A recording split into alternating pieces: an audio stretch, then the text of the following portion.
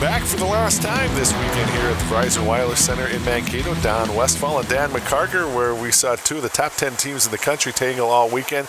And in the end, it's going to be the guys from Nebraska Omaha going to go back on the bus, head down toward Worthington on State Highway 60, cross over into Iowa, and get back home about 3-4 in the morning with a big sweep and some really talented players to talk about. And it's talented here in Mankato as well. I think that's the caution we have to have, and I think you could hear that from Coach Hastings as well. This is the first weekend. It's a long journey.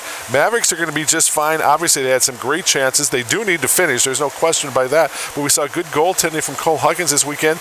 It's just the fact is it was kind of the case last night, Dan. As we start to roll into the highlights, you're going to see a couple of mistakes by MSU. And tonight, it was Jake Randolph who made them pay, put 2 goals up, and that's all they needed. 2 years ago, Mavericks went down to Providence and lost 2 games in a row to start the season.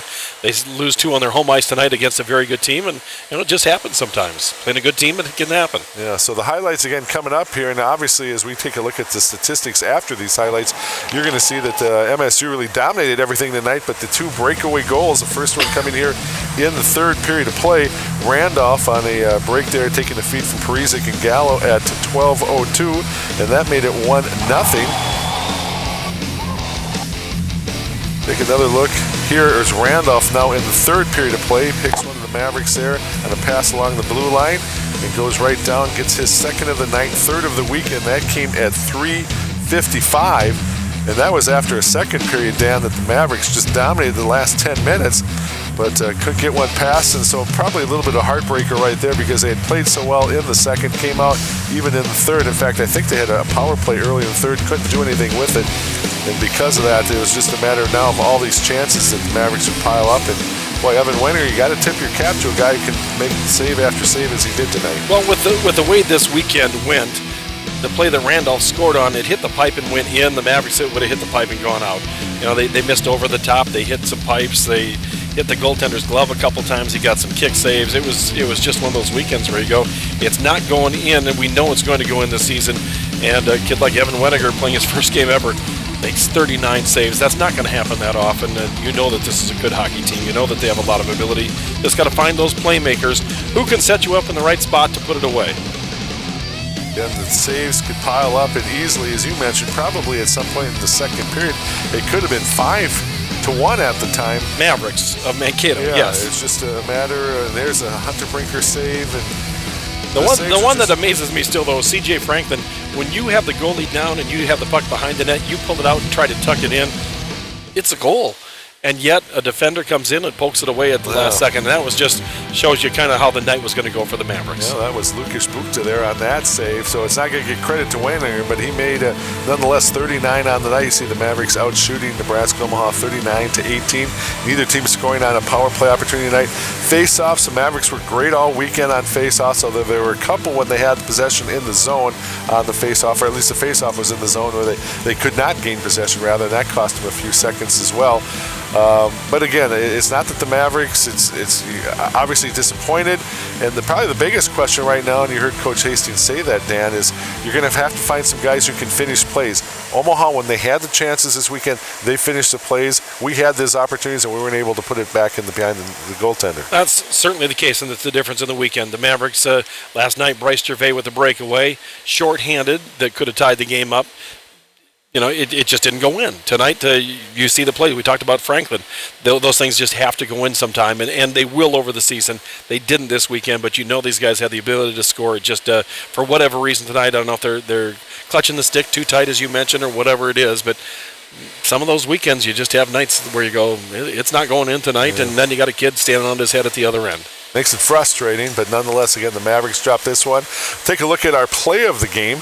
And again, unfortunately, this is going to go in the way that we've seen so many times tonight. Just one of numerous great saves. This is a play by Franklin. But again, those saves tonight, 39 in all by Evan Weninger. And this is our Jay Beal top 4 play of the game. It's Jay Beal's Real Estate Group, they do the little things that make the big difference. Well, C.J. Franklin's looking at this going, I know I've got a goal here.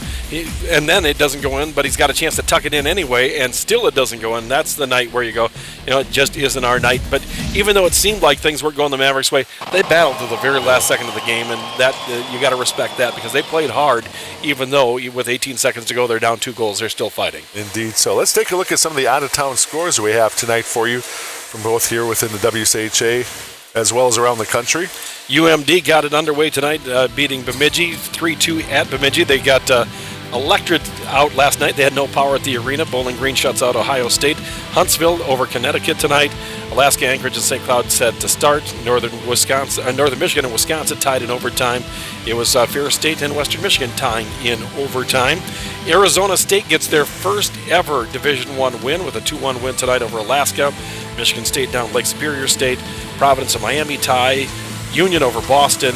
Maine and North Dakota tie at 1, and Vermont, the Catamounts, shut out the Gophers tonight 3-0. They had an empty net goal late, and they were up 2-0, just like the Mavericks were facing late. And the difference was the empty net goal. Vermont wins 3-0. Yep, and for the Mavericks, again, a 2-0 loss, and it doesn't get any easier because they're going to go into a pretty hostile environment next weekend up to take on the Huskies at St. Cloud State. That's a good hockey team. It's a rebuilding hockey team, but they've got some players. They still have a Brzezinski up there, I believe, and he can score, and that'll be a good test for the Mavericks, and trust me, they're going to be very hungry. Mike Hastings will work him real hard this week, but I don't think it was for lack of work. I think it was just some things just didn't go the Mavericks' way early, and if you get one early, maybe things are different. So the Mavericks, again, drop this one tonight 2-0. They're at St. Cloud State next weekend, and then they open up WCHA play on the road again the following weekend at Bemidji State. So our next broadcast here from downtown Mankato, October 30th and 31st, Halloween weekend, and that will be when the Nanooks of Alaska come into the building, and that should be a pretty entertaining series of hockey as well as the Mavericks open up again. WCHA play at home with the WCHA opponent Alaska coming down. Our final score one more time tonight here from Mankato, Nebraska Omaha 2, Minnesota State Mankato 0. For Dan McCarger and Don Westfall and the rest of the students from Bethany Lutheran College, we thank you for watching, and we will see you on October 30th.